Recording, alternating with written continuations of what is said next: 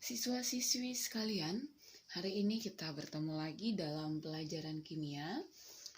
Pada pelajaran kali ini kita akan membahas tentang penentuan perubahan entalpi dengan menggunakan kalorimeter.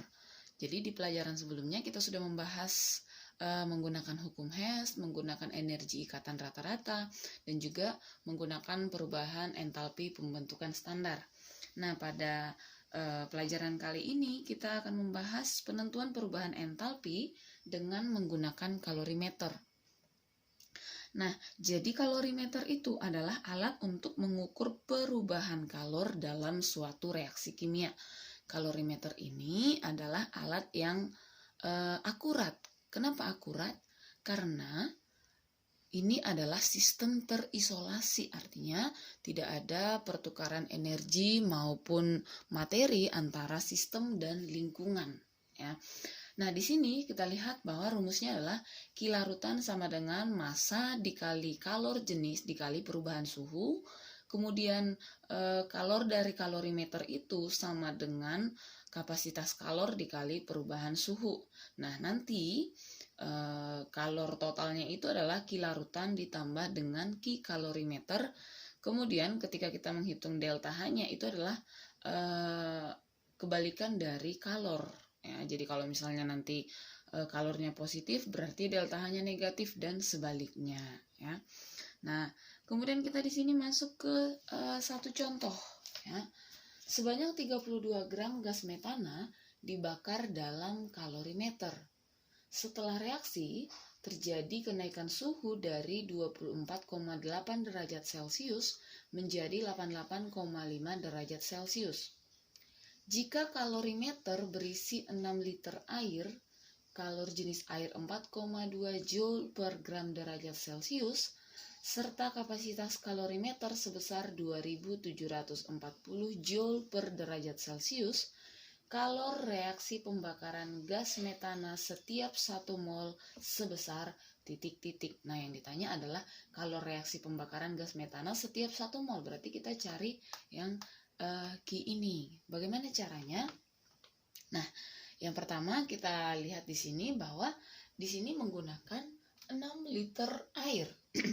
Kita tahu bahwa massa jenis dari air, ya, massa jenis dari air 1 kilogram per liter. Nah, itu massa jenis dari air.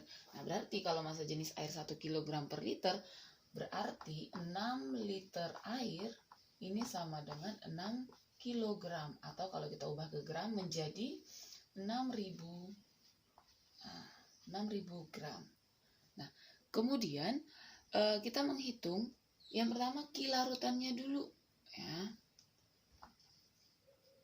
Q larutan sama dengan massa dikali C dikali delta T. Massanya yang ini 6.000, ya. Dikali C-nya itu adalah kalor jenis, ini 4,2 dikali, nah delta T-nya, nah kita sudah tahu mencari delta T adalah suhu yang tinggi dikurang suhu yang rendah, ini 88,5 dikurang 24,8. Nah, ini setelah kita hitung, kita dapatkan hasilnya adalah 1.605.240 Joule. Ya.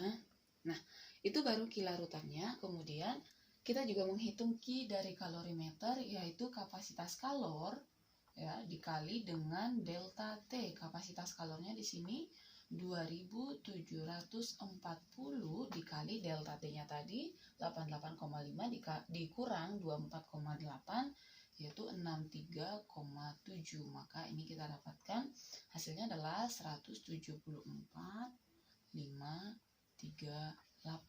Nah, Joule.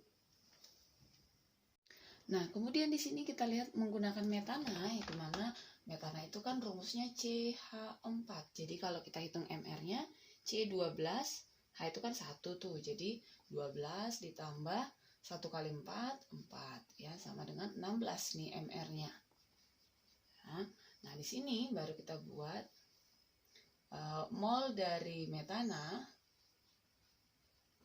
sama dengan 32/16 sama dengan 2 mol. Nah, lalu kita jumlahkan nih, Q-nya sama dengan Q larutan ditambah dengan Q kalorimeter.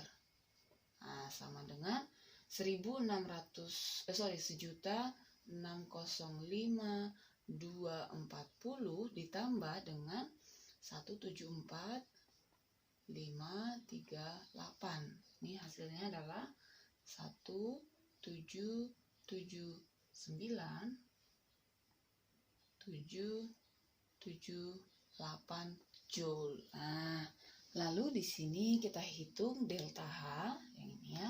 Delta H sama dengan min Q per mol. Nah, Q-nya tadi adalah ini, jadi min 1.779.778 per molnya sama dengan 2. Ini hasilnya adalah 889.889 Joule ya, masih min ya, min. Lalu ini kalau misalnya kita ubah ke kilojoule, ini sama dengan min 8, ini kan dibagi 1000 nih, 889,889 atau kita bulatkan menjadi 890 kilojoule ya. Ini artinya perubahan entalpi pembakarannya adalah min 890 kilojoule atau dia melepas kalor sebesar 890 kilojoule.